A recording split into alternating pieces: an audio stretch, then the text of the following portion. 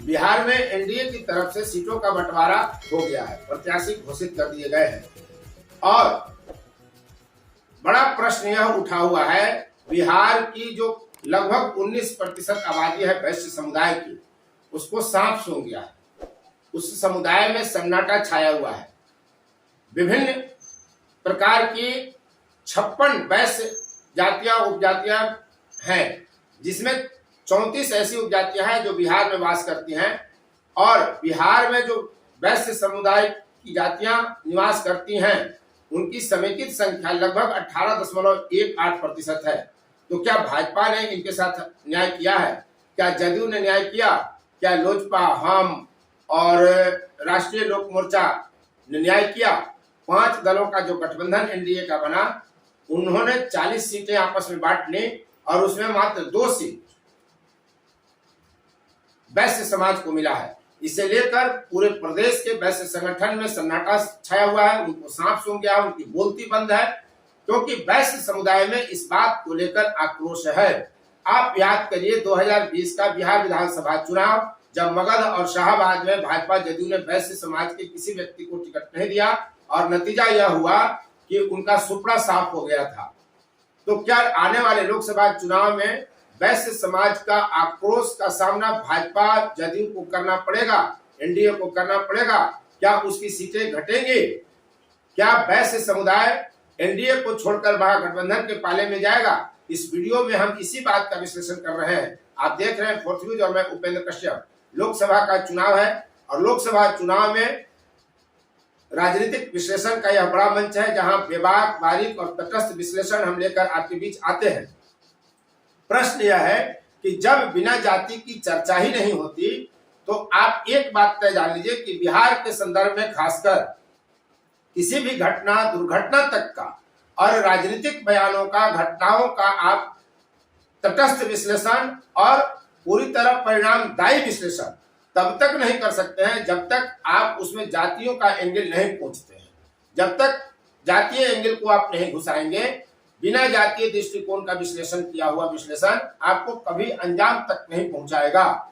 बिहार में जब नीतीश कुमार और तेजस्वी यादव की सरकार थी और इंडी अलायंस का निर्माण हो रहा था, तब याद करिए कि बिहार में किस तरह से 2023 में बड़ा प्रोपेगेंडा खड़ा किया गया कि जाति सर्वे का काम नीतीश कुमार और तेजस्वी की जोड़ी ही कर सकती थी। राजद जहां ये दावा कर रही थी कि तेजस्वी यादव ने करवाया, वहीं जदयू के नेता ये कह रहे थे कि नीतीश कुमार ही ऐसा काम कर सकते हैं।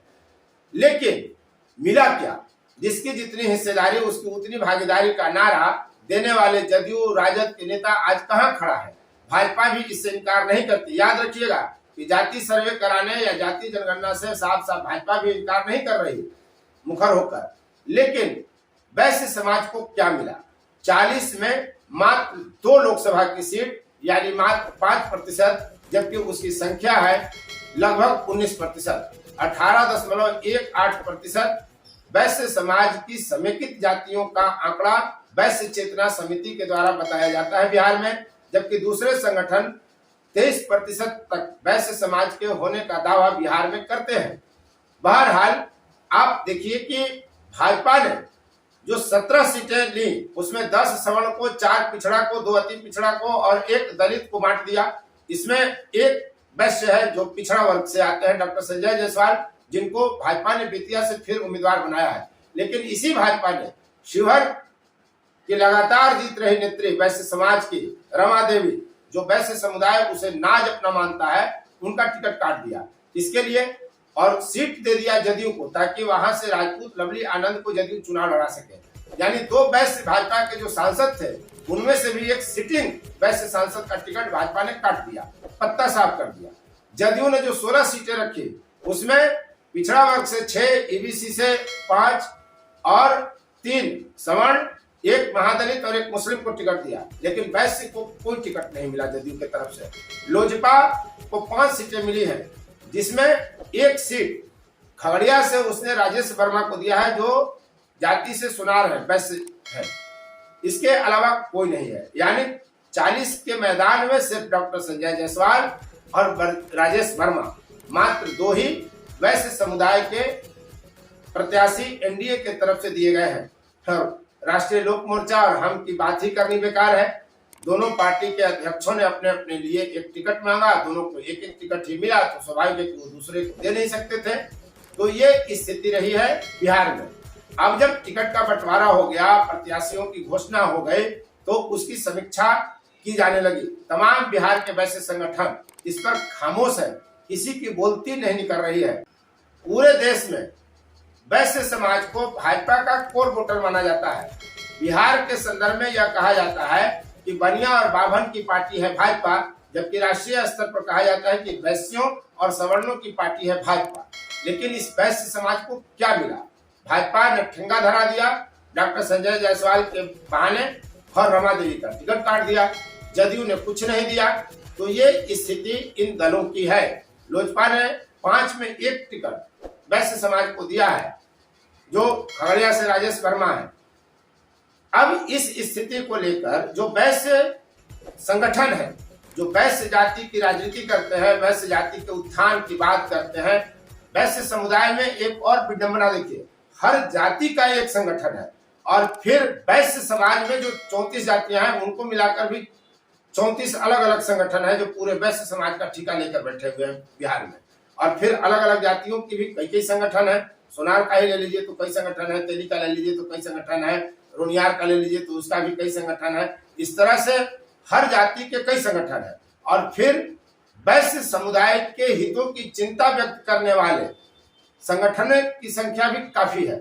लेकिन कहते हैं कि ज्यादा जोगी मठ हुआ, सबका ढपली अपना अपना है, सबका राग अपना अपना है, यही स्थिति है। यही कारण है कि वैश्य समुदाय को ठेंगा दिखाया जा रहा है लगातार, और आप पर ठप्पा लगता है वैश्य समुदाय पर कि वैश्य जो है भाजपा का कोर वोटर है। लेकिन अपभ्रंश कर अगर गांव देहात में आप जाएंगे तो कई राजनीतिक दल ऐसे हैं जिसके कार्यकर्ता बनिया को बनिहार से ज्यादा की औकात में नहीं बताते हैं भाजपा का। इसकी वजह है, जब हमने बात की विभिन्न वैश्य संगठन के नेताओं से पटना में, तो उन लोगों का कहना यह है कि वैश्य समाज को ठगा गया है। क्या सिर्फ ठगा जाना कह देने से काम चल जाएगा? वैश्य समाज को और टिकट चाहिए था, ये कह देने से काम चल जाएगा? सवाल यह भी उठता है कि अगर आप राजनीतिक दल के रूप में देखें तो वैश्य को जो 2 टिकट मिला वो भी कम नहीं है। आपको टिकट कौन देगा और क्यों देगा? क्या आप उसके लायक कैपेबल हैं? आप टिकट मांगने लायक हैं? आप नेता पैदा करते हैं? आप तो नेता बनाते नहीं हैं। और जो वैश्य समाज की राजनीति करने वाले नेता हैं वो अपना हित साधन से आगे नहीं बढ़ पाते। ठेठ भाषा में जो शब्द इस्तेमाल इसके लिए किया जाता है वो कहना अनुचित है, नैतिक नहीं लगेगा। लेकिन अपने गिरेबान में भी वैश्य संगठनों को झांकना होगा कि अपनी डफली अपना राग बजाते रह जाइएगा तो ठेंगा ही मिलते रहेगा। कोई राजनीतिक दल आपकी चिंता नहीं करेगा। और ये जो 2 सीटें मिल रही हैं इसे भी आप उपकार ही मानकर चलिए।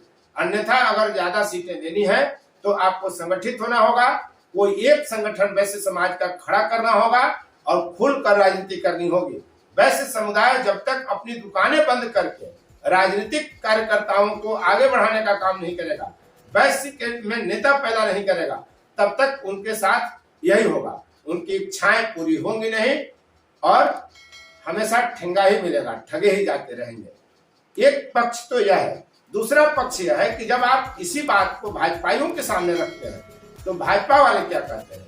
भाजपा यह कहते हैं कि अब क्या आपको चाहिए? वैश्य समुदाय का तो व्यक्ति प्रधानमंत्री आपको बना कर दे दिया गया। जो भाजपा के मुख्य कमांडर है, चाहे वो प्रधानमंत्री नरेंद्र मोदी हो या अमित शाह हो, दोनों वैश्य हैं। ये बात भी कुछ हद तक सही है, लेकिन यही एक बात पर्याप्त नहीं है, यह भी समझना होगा वैश्य समुदाय को।